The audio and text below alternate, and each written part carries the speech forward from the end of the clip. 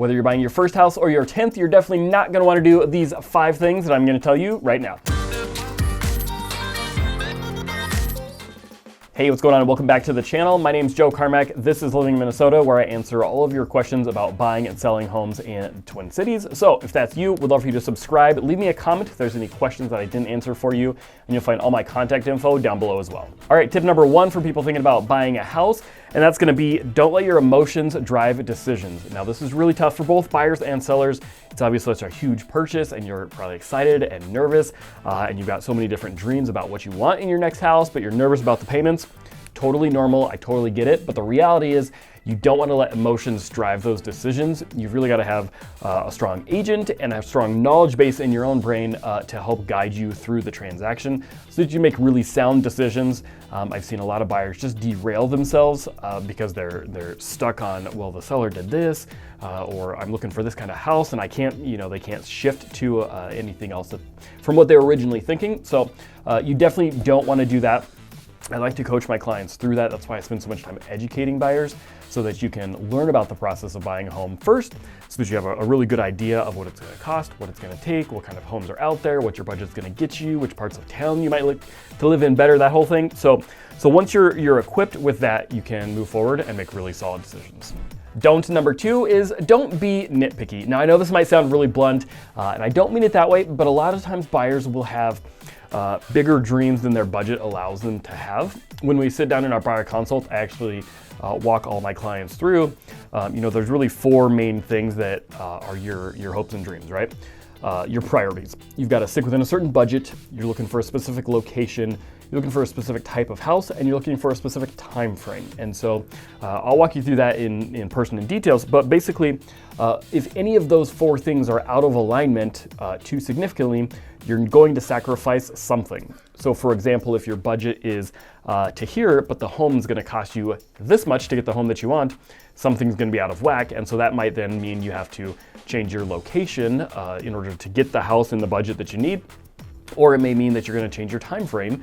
And typically that's going to be that, you're going to hope for a miracle or some unicorn property to come up, but you're probably going to sacrifice being able to close when you're hoping to close. So getting those 4 things into alignment is very, very important. Again, that's going to be your location, your budget, your house, and your timeline. So keeping those in line. For example, that might mean in order to hit your timeline, you can't be picky if there's some leopard print wallpaper. You can take that down and you can paint over it. Or if there's some really ugly carpet or countertops, things like that, honestly, a phone call and you can have those things fixed, and you might even make yourself some equity in the process, or you might find some really nice hardwood floors that are under that super ugly carpet. So keep an open mind. Don't be too picky, especially when you're looking at homes online. You'll want to keep an open mind. You'll go see them in person. Let's strategize to figure out how we can adjust something to be able to get you as much of those 4 things as possible. Don't number 3 is going to be, don't forget to estimate your closing costs completely. Now, a lot of people will say, okay, I've got $10,000 for my down payment, or I've got $50,000 for my down payment. That's great, but you also got to remember there are other closing costs associated with buying a house. So for example, underwriting fees, title fees, your escrow setups for your homeowner's insurance and your property taxes. I actually go into that in a great detail in another video, so I'm not going to bore you with it today. But there are other expenses besides just your down payment. So typically what I'll tell folks is, especially if you're buying your first house, minimum down payments usually around 3 to 4%.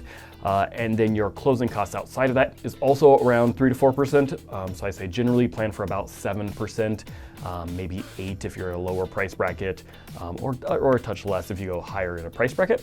But generally around 7% is a pretty good ballpark total for your closing costs and a minimum down payment. Buyer don't number 4 is going to be, don't make any big changes or purchases with your finances. So here's what I mean. From the time you get pre-approved, pretty much all the way through closing, the lender just doesn't want any surprises. It could mean a bunch of paperwork. It can mean the whole deal gets blown up. And so you don't want to make any big changes. Here's some examples would be things like, spending a bunch of cash unexplained, because then all of a sudden that could drop you to where you wouldn't qualify anymore. That can also be getting big cash deposits. So maybe, Christmas is right around the corner. Grandma Judy gives you a big check for Christmas. The bank needs to be able to source those things. So if all of a sudden that gets deposited last minute, that can be a big issue. Obviously, you can deposit the cash if your transmission goes out and you need to spend some cash. You can do what you need to do. The lender just doesn't want to have any surprises that we then have to do some extra verification on down the road. That could also mean don't take out credit. So if that transmission does go out, you can't put it on a credit card because that will blow up your financing.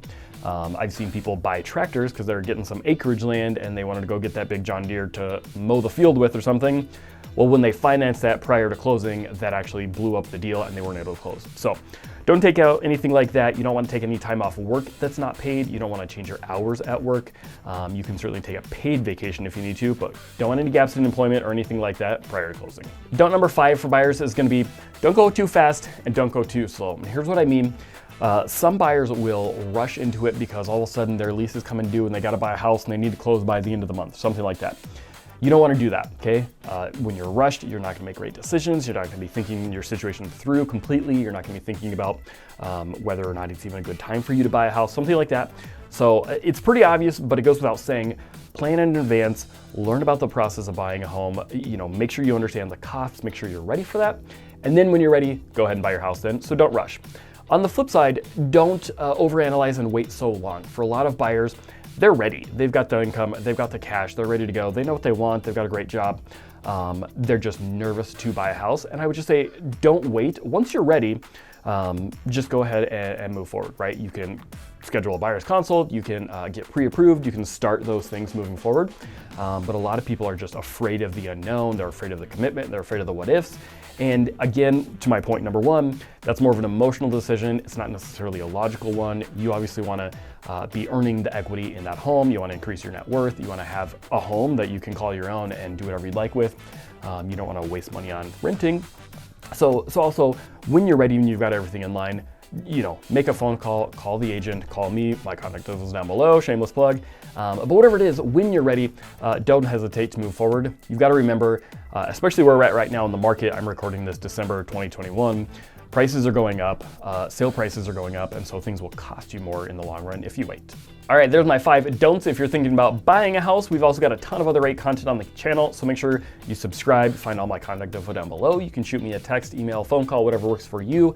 Let me know if you have any questions down below as well. And then here's another playlist, all for buyers, as well as we've got another great video right here for you. Thanks so much, and I'll see you next time.